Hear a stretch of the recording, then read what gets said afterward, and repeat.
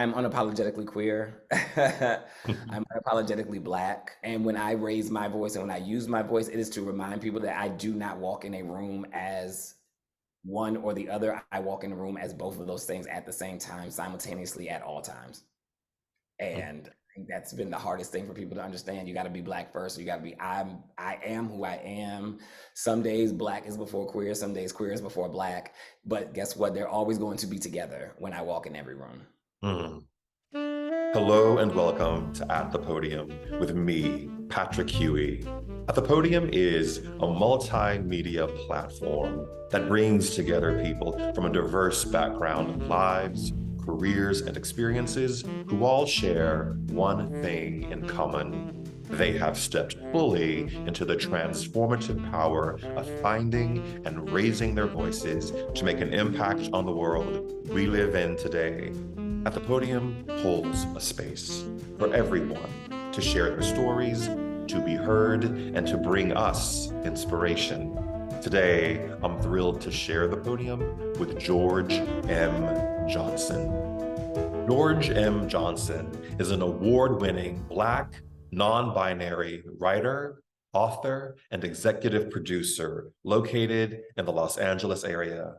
They are the author of the New York Times best-selling young adult memoir, All Boys Aren't Blue, discussing their adolescence growing up as a young Black queer boy in New Jersey through a series of powerful essays. The book was optioned for television by Gabrielle Union.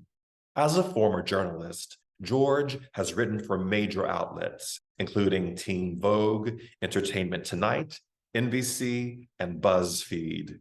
George was awarded the Salute to Excellence Award by the National Association of Black Journalists for their article, When Racism Anchors Your Health, in Vice magazine. George was listed on the Roots 100 Most Influential African Americans in 2020, the Out's 100 Most Influential LGBTQ People in 2021, and in 2022 was honored as one of the Time 100's next most influential people in the world. Their second memoir, We Are Not Broken, was released in September of 2021. It received the Carter G. Woodson Award, which recognizes books that accurately and sensitively depict the experience of one or more historically marginalized racial ethnic groups in the United States. The book also received the Nonfiction Honor Book in the Young Adult category from the International Literacy Association. In 2021, they wrote and executive produced the dramatic reading of All Boys Aren't Blue, starring Jennifer Lewis and Dylan Burnside, which received a 2022 Special Recognition Award from GLAAD. George is also a proud HBCU alum twice over and a member of Alpha Phi Alpha Fraternity Incorporated. George, welcome to At the Podium. Thank you for having me today. It's a real honor to sit down and speak with you in person. I had the true privilege of reading your memoir. You've written two memoirs. So your first memoir, All Boys Aren't Blue. So we're going to talk about that and much more today. So thank you for making time today. Yeah, absolutely. So I was reading the book and you wrote this quote. Then when I read it, it almost took my breath away. And what you wrote was this: when you are a child that is different, there always seems to be a something. You can't switch. You can't say that. You can't act this way. There's always a something that must be erased, and with it, a piece of you. The fear of being vulnerable again outweighs that happiness that comes with being who you are. And so you agree to erase that something. I realized the only place that was truly safe for me would be in my imagination. And that statement struck me because when you're a child growing up, that's deemed not normal. You talk about learning to erase a part of yourself. And it's something that I personally experienced growing up. And I never had a person articulate that sense of just taking away pieces of yourself in order to feel like you can fit in. How how did you realize that? And how did you find the language to express that? Because I feel like that's the core of what you talk about, is that being able to bring yourself fully into your life. Yeah, I think for me, finding the full language to express it was like processing what I was erasing in my adulthood, I guess, in many ways. And so, as an adult, there were still certain things that I was blocking myself from doing. There were certain things, certain ways that I wanted to dress that I would second guess myself, or certain mannerisms that I would catch myself if I was in this room, I would try and downplay. And I was seeing it play well into my adulthood. And so for me, it was about challenging, like, why do I stop myself from fully being myself? And I think I was able to pinpoint certain parts of my past, certain parts of my childhood when, I was told to not do this thing, or I was ostracized by other students and other kids for being effeminate, or for walking a certain way or talking a certain way. And so you just start to begin to erase like these little things about yourself until you become an adult that's realistically like a shell version of yourself, where you're pretending to be this person as you're trying to like assimilate in many ways into pockets of communities.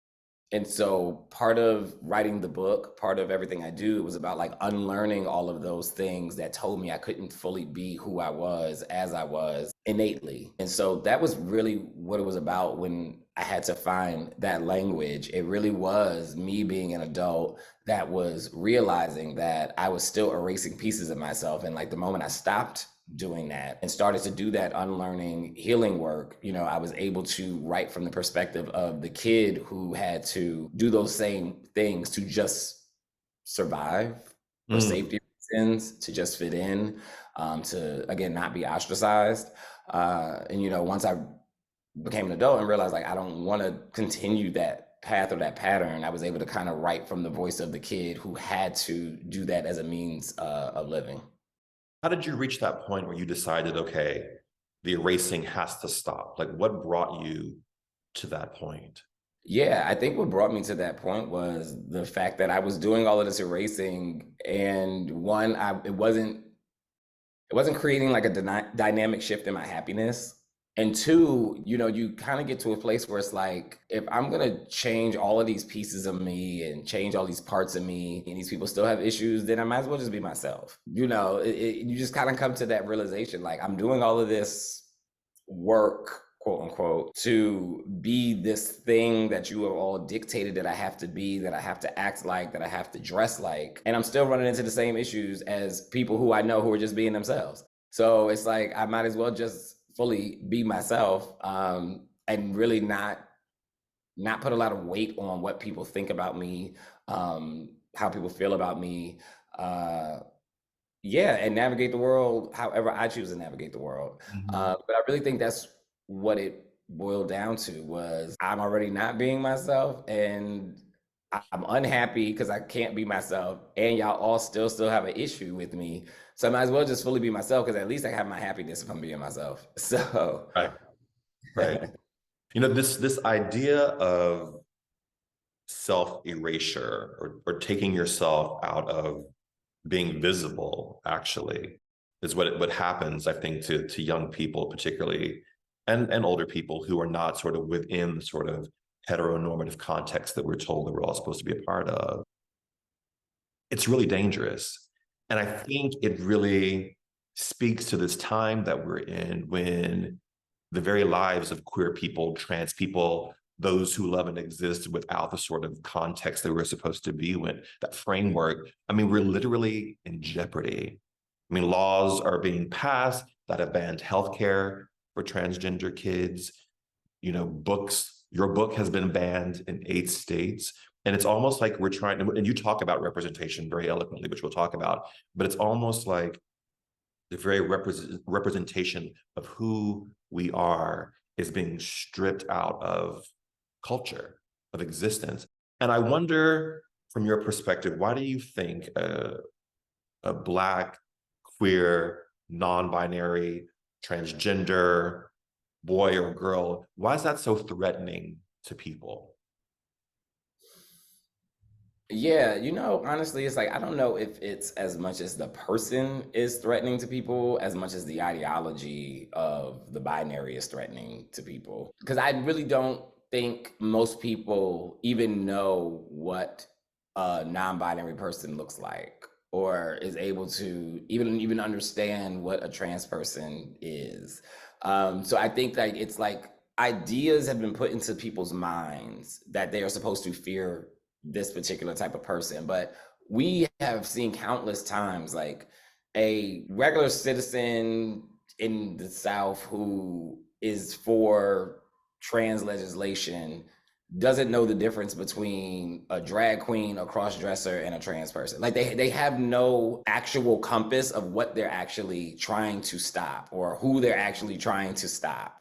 Mhm. Um, Now, that's not to say that some don't, because I do believe some don't, but I think ignorance is very, very bliss when it comes to this particular topic. I think that so many people have been ingrained with the fact that you only have man, woman, or you only have male, female, despite centuries of history that have talked about third gender, two spirit, all of these other identities that have existed well before everybody had to be civilized by, Western civilization's belief system.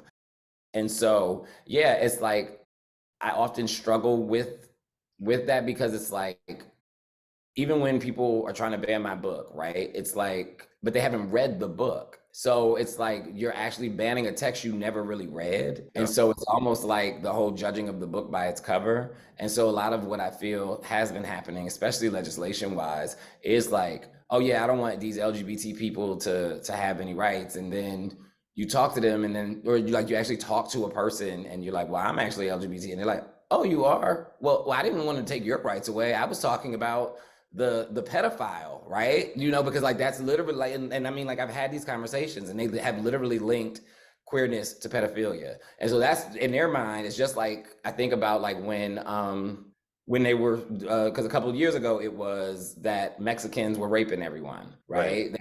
That was the narrative, and then you had all those people in that one city vote, to get quote unquote illegal immigrants out, and then the man who owned the corner store gets arrested by ICE, and every single person is like, "Oh, we didn't mean Joey. We meant the rapist ones." And everybody's like, "How would anybody know who the rapist Mexican is? Like, think like, how could a person ever walk up and no? I feel now it's just switched to us, but it's like, oh, we didn't mean George, or we didn't mean that one. We meant the pedophile ones. And it's like, well, how would anybody just walk up to a queer person and be like, oh, that's a pedophile one, that's a not pedophile one, right? The bathroom conversation, right? Like, who's in the stalls? Who's Yeah. in the stall? Like, what are y'all talking about? And so I really feel like it is like that, the red herring case Mm. in many ways, because most of these people probably don't even know what LGBTQ stands for. Yeah. But I think you hit something really interesting on the head, is that these these concepts that we're trying to have people understand and embrace, they're not flesh and bone for people. Right.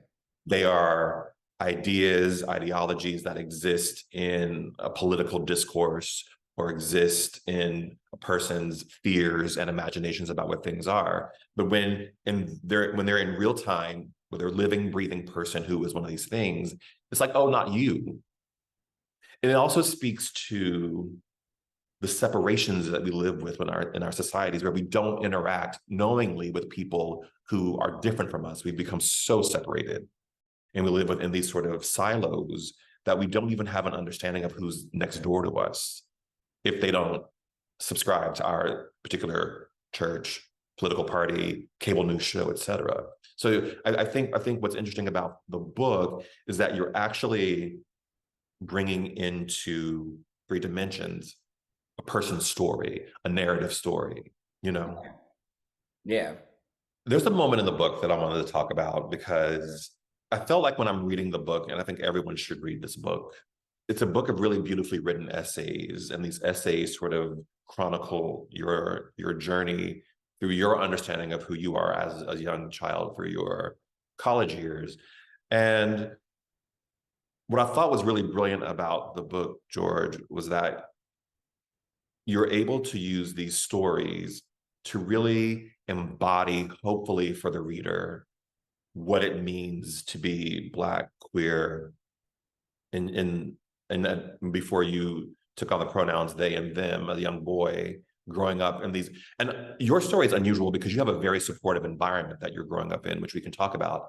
But many people don't. Many people don't have that. But what your story is able to do is able to drop in and give people a sense of this idea of empathy for your experience. And I think part of it is the honesty that you use to write and tell the story. But there's a moment in the book, I think you were in middle school. I want to say you were in junior high school, and you were double dutching. You had gone to jump roping, and you really got involved in loving the jump roping. And one of your friends came to you and was like, listen, they're calling you a faggot, basically. And we're about to play football. Why don't you come play football with us to sort of put that to bed?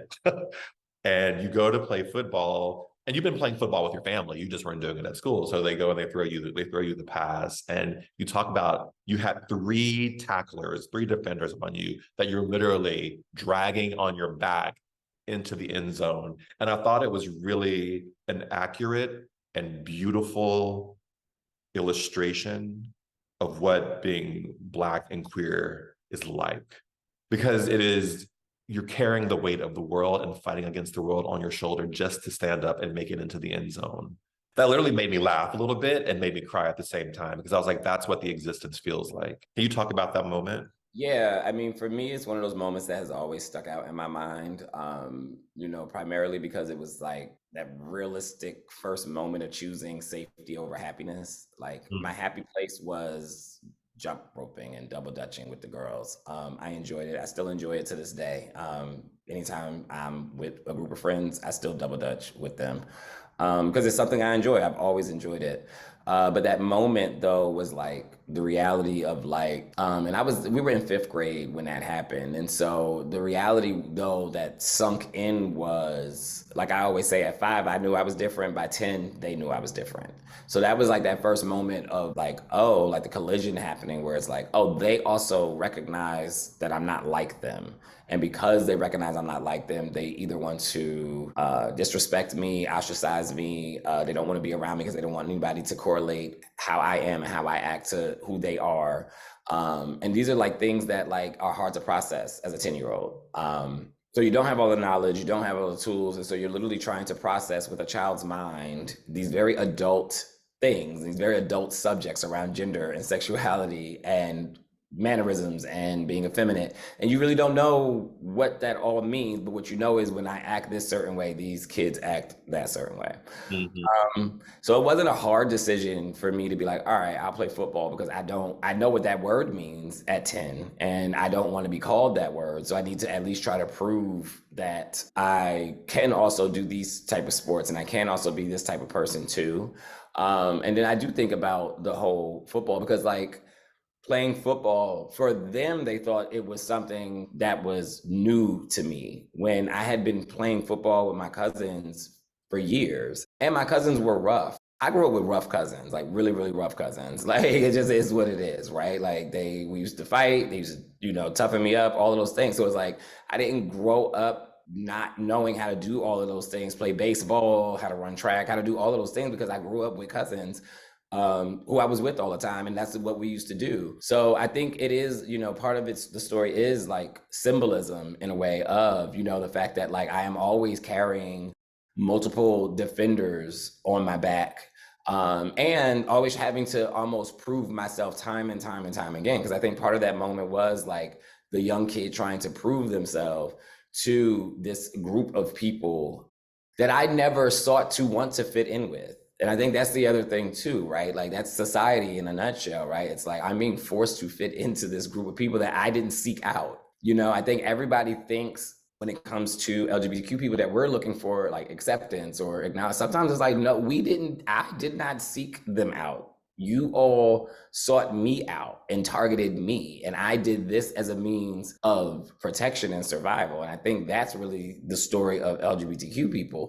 A lot of times we don't seek this out. We don't seek other communities out. We don't want to be in some of y'all spaces. Like we don't care.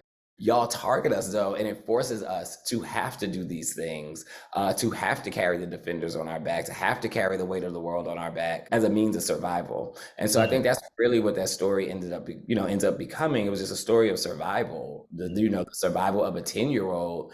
And it wasn't the survival of a 10-year-old against these kids. It was the survival of a 10-year-old against their parents' ideology. Mm. Because they didn't just come up with that.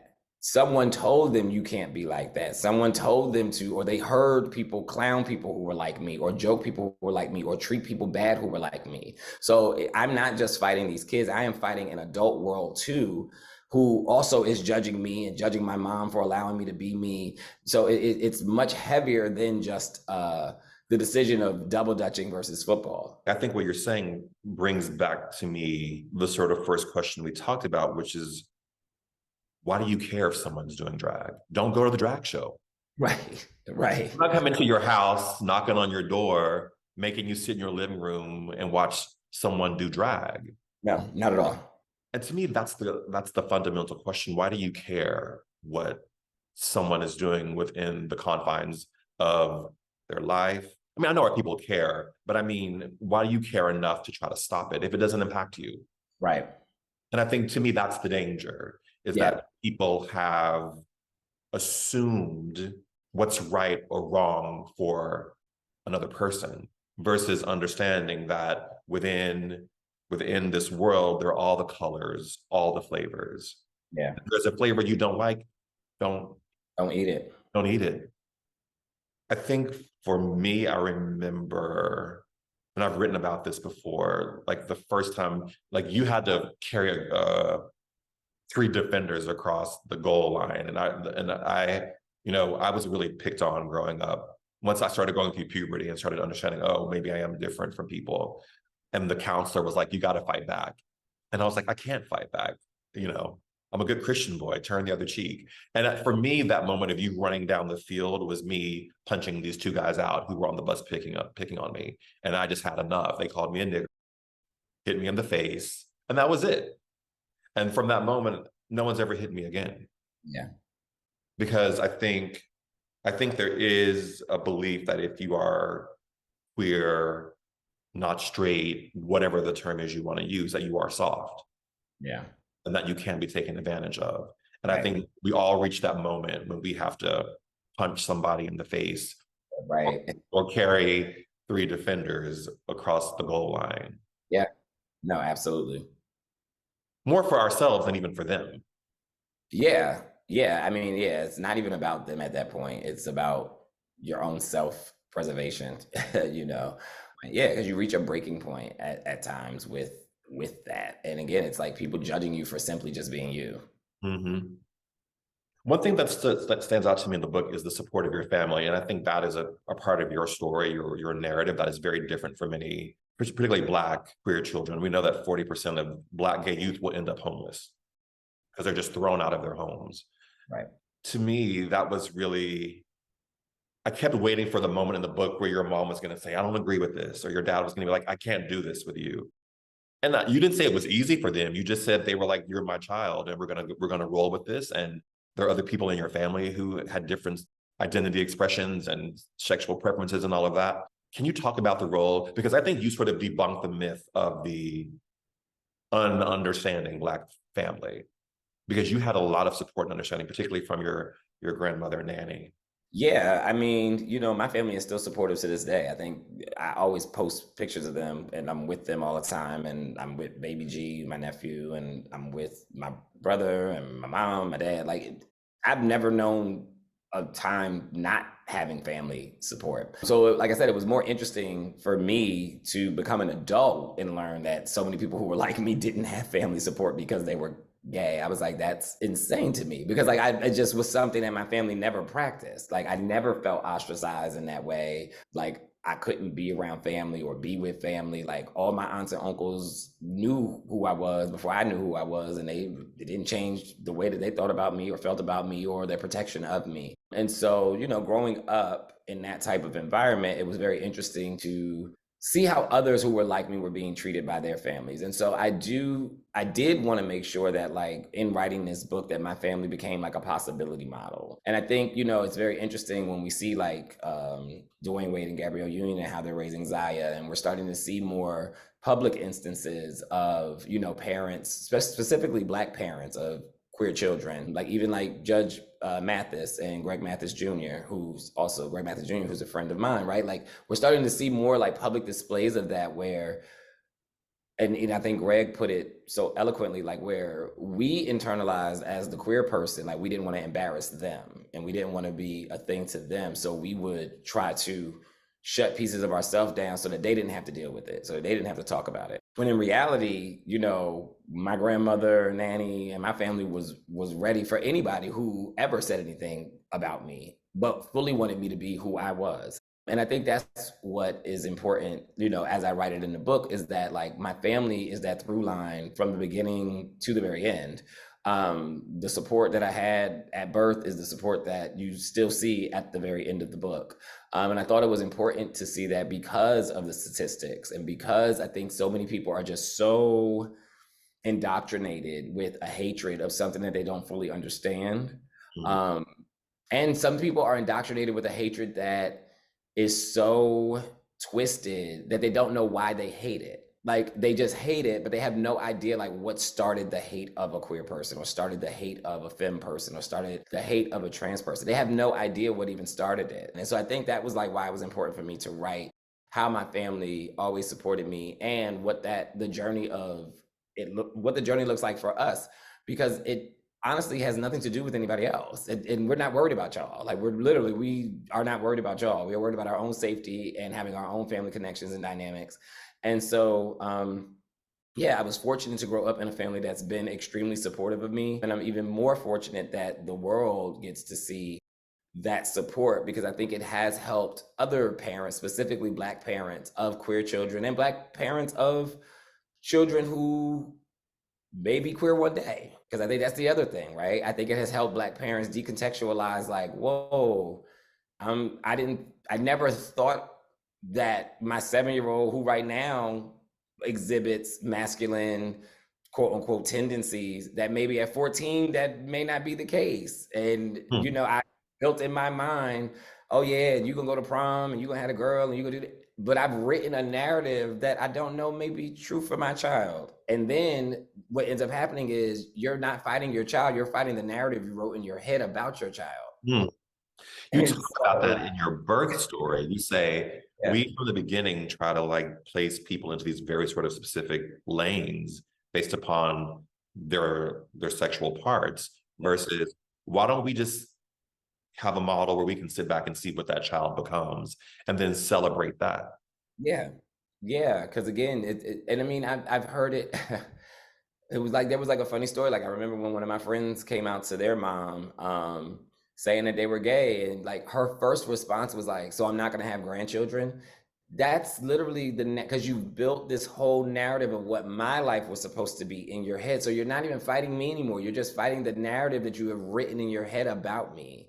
And so I think that's the work that the book has done, like is to kind of like help that unlearning process of people who are literally fighting narratives. And I like if I would liken it to almost like when a person is dating almost and looking for someone to date, and then they may have had 3 or 4 good people that they should be dating, but they're fighting the image of what they create in their head that their ideal partner will be. And so it's like you're actually not even fighting this person. You have built a man or a woman or whomever in your head, a trans person, non-binary person in your head that nobody can see, that doesn't exist. And so you're literally holding people to a standard of something you created in your head.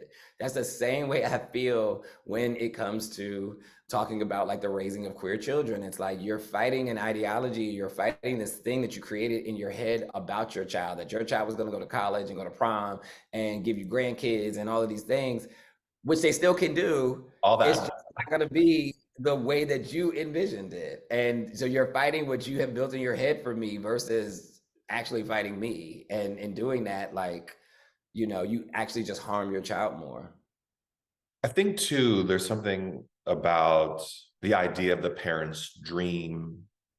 And also, you know, when I was growing up, it was just that's the one thing you don't want to be. You don't want to be queer. I mean, and when I was growing up, there was no such thing as non-binary in the public discourse. That was happening still, but there was no language for that in the public discourse. But that was the one thing you didn't want to be. You don't want to be queer. You don't want to be gay. You don't want to, and no one even understood what bisexual was back then. Yeah. So I think you're right. I think what your family is able to do, and it really starts with your grandmother, I think, because she brought in all of your family and created a space where all of your family could be. That's the victory of your story to me that underpins the story, is that you had the roots to let you grow, to let you spread your wings and become who you are. Yeah, that's been like the most beautiful, I guess, part of the story was like a lot of it was me finding out who I was, but they always just gave me the space to do so.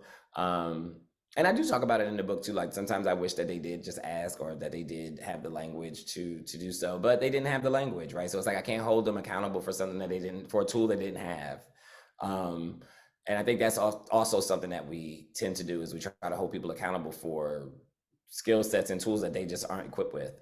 And so they didn't know that to ask. They didn't know. They just kind of saw what was going on, but didn't really know what the question would be. And so they just kind of were like, well, we'll let you kind of walk into it on your own. Just know we always got your, are here to support you.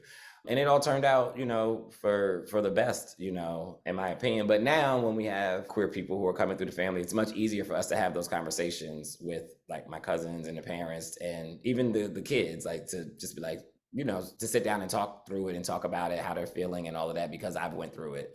And so I think it has like helped us even as a family move a generation forward to where we can have those conversations with the teens and the young adults who are in our family who may be questioning their identity or who may be exhibiting signs of things in their identity. It's much easier for us to have those conversations now.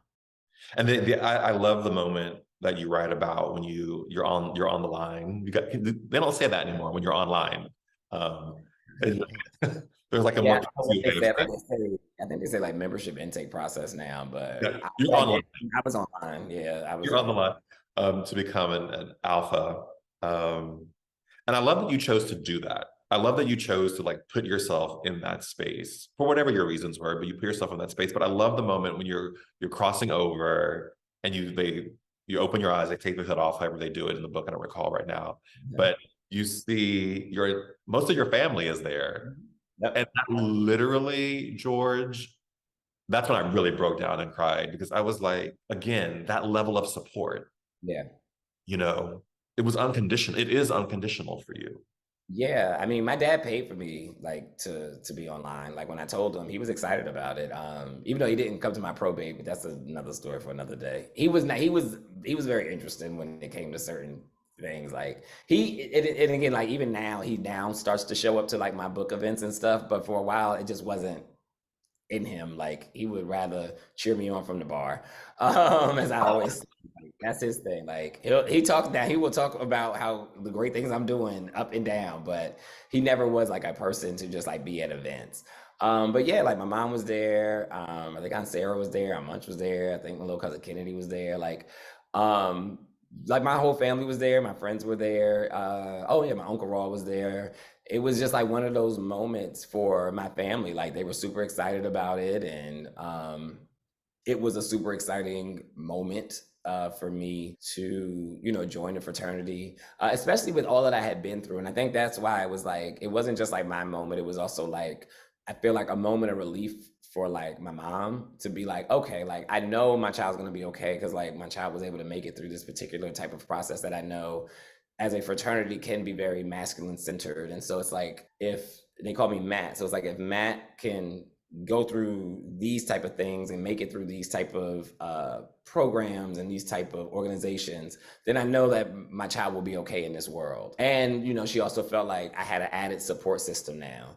Like whereas because I'd never had like a whole lot of friends and friend group because of how I was, but she could then see like, okay, well, my son now has a line and line brothers and older brothers and a whole fraternity now backing them, you know? And so I think it became like one of those moments that was, you know, great for me because I had done something I had always wanted to do and proved myself to myself. But I also think it became like a moment of relief for like my mom to know that I was going to be okay because I had this support of other people now. Mhm. Almost like that handoff from like when you're going in from family to adulthood. It was like, well, you always had home support, but now I know you have society support. Yeah. Uh, it don't always look the way we want it to look, but it was a form. I have a form of society support when it comes to the fraternity. So yeah.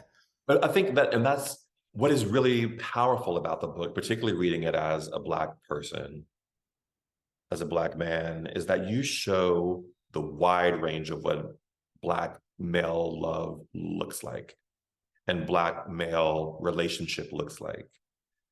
Because often we get very sort of Ike Turner views of what Black male love looks like, or we get some really sort of anesthetized, like simpering, defanged type of Black male love. And I think you show the love of your father, the love of your brothers and your cousins, the love of the guys that you're online with in college. And I think it's beautiful to see the complexity that we all know we have, that we all live with.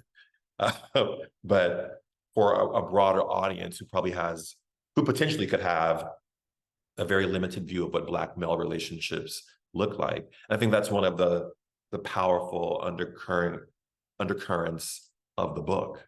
That was also like intentional. I wanted to showcase that, you know, like I said, I talk about my cousins all the time, but like there was no shaming of me, no demonizing of me. And this was from multiple various types of men in my life. You know, now again, I had issues with certain students, I had issues with certain fraternity members, but it didn't, but I wanted to show duality. I think like we're not monolithic, and I think it can be very two-dimensional when we talk about Black men sometimes. And it's like, you know, I wanted to showcase the nuance of Black men and how, you know, me and my cousins, and they still say it to this day. They're always like, they were like, we knew you were like different and effeminate, but they were like, we just saw you as Matt. Like, Mhm. it's like we saw Garrett as Garrett, and we saw Raw as Raw, we saw Rasul as Rasul. Like, we just saw each other as who we were. So it just didn't ever register to us to hate on you because of who you were. Because they were like, that's always like since we first met you when you were 3 or 2. Like, you've always been that person. So it wasn't something that like we had to fix or restructure or change because you had always been this person. And then, you know, it's when you go out into society that you start to meet people who have differing opinions and differing thoughts and ideologies around how people have to be and how people have to navigate. But I wanted to showcase that in my family, that was never the thing. The men in my family were very protective of me. They're still very protective of me. They just didn't operate from a perspective of like societal shaming and like demonizing and trying to change me. It was always about protecting me from people who were trying to change me. They wanted me to always be who I was. And I think that shows the nuance and the depth.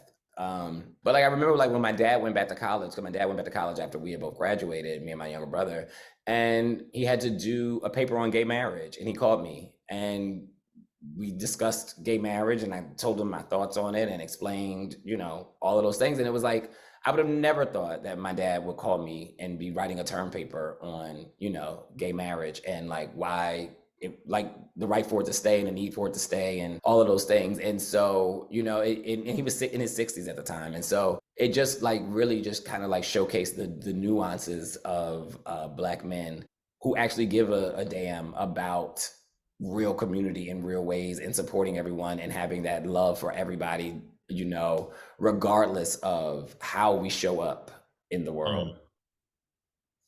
You write about in the book a scene with your cousin who molests you essentially. Mm. And it's powerful what you write. And I wonder how that changed your view of who you were and how you, or if it changed your view of intimacy and how you had to recalibrate that for yourself. Yeah, I mean, you know, I think one that's why I feel like that's why I waited so long before my first consensual sexual experience. I think I was still trying to figure out what that was, like why that happened, what actually happened. I think part of it also was the societal pressures to try to link my being queer to that incident. Because I think a lot of times, especially when you hear it still, right? Like, oh, something must have happened to you in Mm. order for you to be this way. When realistically, it was no, certain people recognize that you already are that and then play upon it. So it's like it's like that event happened, but it's like it's not like that event happened and all of a sudden I became queer. Like Right. that's what part of the book's journey was. So to say at 5, I knew. I didn't have language though. So when this incident happens when I'm 12, that's not the incident that, all of a sudden now I'm questioning myself and no. Like I had already been questioning myself since the time as early as 5, I can remember I was questioning myself. So I think that was, well, one, that was like why I wanted to write it in that way to kind of showcase that, because that is like the straw man argument that people have used historically to try and say that queer people are pedophiles and everything. And so I just wanted to kind of debunk the myth of, Mm-hmm. of that. I think when it came to my adulthood, well, it's interesting because I guess that event didn't necessarily, I don't think that event did, or that incident did as much to shape me as being denied the ability to date. Mm. And so it's very interesting when I try to like look at like the weight of like what created how I have navigated relationships and dating and how I've navigated intimacy, how I've navigated all those things. And I don't look at that incident as being more powerful in how I moved versus the denial of me being able to be integrated into society. And as I've written before, having to live a second adolescence well into my 30s because I had 10 years taken from me. I didn't start dating realistically until I was like 24, 25, because I had to become comfortable with even saying I was gay. So like I had already had a huge delay, So I think that there were some other things that have created my struggles at times with intimacy. I don't necessarily pinpoint it to that event or that Mm. incident, but I do think the incident gave me like a lot of perspective on who I am, who I was. My ability to talk about the cyclical violence of sexual abuse that tends to happen. And it also helped me like to learn, which I did put in the book, but it helped me to like learn about what was happening to him and like what was going on in his life too. And so it became like, oh man, it became like a very interesting thing. I knew, like, I guess the best way to say it is like I was gonna write it one way, and then once I did the familiar research and talked to uncles and stuff about it, it changed my whole perspective on Mm. the incident. The incident still wasn't right, but I was able to process it through a different lens. Process it through the lens of him also being a young queer boy in the projects who probably never got to tell his story, who Right. probably never got to tell what happened to him. And so I was able to just process it through a different lens. And now it did, like I said, I think it did play a role like in certain things and my comfortability and my trust of people, especially people who were older than me, who were trying to approach me.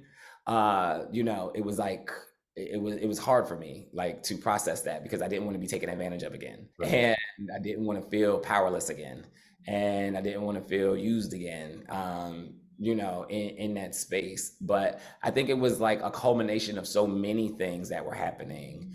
So I don't think I was gonna say, I don't think like my journey through intimacy and my journey through dating is just like tied to this one event. I think it was like the the not being able to date, the not being able to say I was gay, the sexual abuse, the like it all rolled in together to create this thing.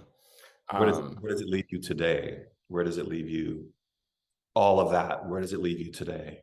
Yeah, a lot of it was the unlearning work. I think I'm in a much better place now. I'm a lot more confident in who I am, a lot more comfortable in who I am. I'm a lot more trusting when I'm dating, because I always was kind of like leery around it, because of the various things that I had been through. But I have a much stronger capacity for it. I have a much stronger ability to love. I have a much better skill set at it, Mm, because I think that's also it too. Like, I think we don't look at it, we kind of look at it as like a thing that just is like natural to everybody. And it's like, it's not. Like, because of our life circumstances, it doesn't make loving somebody else innately natural. Like, my love that I have for my family is easy. My love to have for a person who I'm just meeting and I don't know, who I have to go through this whole process with, that's not easy, especially when you've been through what I've been through. Because if you've been violated by a person you love, you then you know that you could be violated by a stranger. So, it does play a little bit of a role there, right? But you have to work through it, and I think that's what this journey has been for me. It's been a journey, and it's been, a marathon and not a sprint. And so I take my time with it. I take my time with myself. I try to process all of my thoughts and my feelings. Yeah, and I think today, it has left me with a much better perspective around who I am, how I want to date, the type of person who I want to be with. And I think I've been able to like get out of like the mold that I've created in my mind of who my potential partner is. And two, I've also learned to become okay if there is nobody. Like, mm. that's okay too. Yeah, like there are times I'm like, I'm happily single, y'all. Like, and people like try to like be like, you sure? I'm like, I'm fine. Like, I promise y'all, I am happily single. I see sometimes I see what y'all go through, and I be like, oh yeah, let me just stay on this side. Sometimes I want it, sometimes I'm like, I'm okay. So I think that has also been like part of that journey as well. Why aren't all boys blue? That's a good question. Um, all boys aren't blue because we're not a monolith. The request for us to have to go down the same particular path, even though none of us have the same spirit, none of us have the exact same upbringing, have the exact same experiences, but we're all expected to go down a particular path of, well, what sport is it? Is it baseball? Is it football? Or is it track? Or is it basketball? Right? Like, well, what career is it? Is it this or this or this or that? I don't want you to be a school teacher. That's not, I don't want you to be a social worker. You need to be a banker or an accountant, right? Like, it's like the societal structures that have forced us into the boxes of what a man should be and what a boy should be. And I had to make the declaration that all of us are not blue. Like, we are all not, that when that blue smoke comes out at the gender reveal, that doesn't then automatically mean that I'm gonna want to play football and play in the mud and race trucks and do all of these things that y'all have deemed as masculine. We are all not the same. And I think people are starting to understand that finally. Like, we're all not the same. We all have different walks of life, different struggles we will go through, but we all have a different journey and we all have a different path. And trying to force us to all be the same, trying to force us to be blue impedes the path, and it impedes the purpose of a person. We Hmm. all have our purpose driven life. And when you put up the roadblock of you need to be this way, you are just impeding the purpose of a person's life. And so I think that's realistically why all boys aren't blue. I have one last question for you. In this season of the show, we're talking to people, exploring this concept of people who have found their voice and how they're using their voice to amplify what's important to them, what the world needs to hear, potentially. And I wonder, have you found your voice? And if you have, what do you want to say with it? Yeah, I'm pretty sure everybody would say I found my voice. um, yeah, I found my voice. What do I want to say with it? I don't know. I guess two things. I'm an author. Books are windows, and they're windows and mirrors. Books help people reflect who they are, so they see a reflection of themselves. But they're also windows because people from the outside get to see what the world is of somebody else's house and the world is in the existence of somebody else. And so I always think that that's like an important thing to remind people, that like books are not necessarily about the indoctrination as much as they are about the teaching a person of an experience while also allowing a person to see themselves, to know that they exist in the world. And I guess the other thing I would say is I'm unapologetically queer. I'm unapologetically Black. And when I raise my voice and when I use my voice, it is to remind people that I do not walk in a room as one or the other. I walk in the room as both of those things at the same time, simultaneously at all times. And I think that's been the hardest thing for people to understand. You got to be Black first. You got to be, I am who I am. Some days Black is before queer. Some days queer is before Black. But guess what? They're always going to be together when I walk in every room. Mm. George, thank you so much. Thank you so much. Thank you. Thank you for the book and the story and the permission for the world not to see all boys as blue, but to see the whole rainbow of colors that people are. Thank you for your time today. Thank you for having me. Absolutely. And to those of you who are watching or listening, remember, we all have a voice. Use yours wisely. Bye, everyone. Thank you, George. Thank you.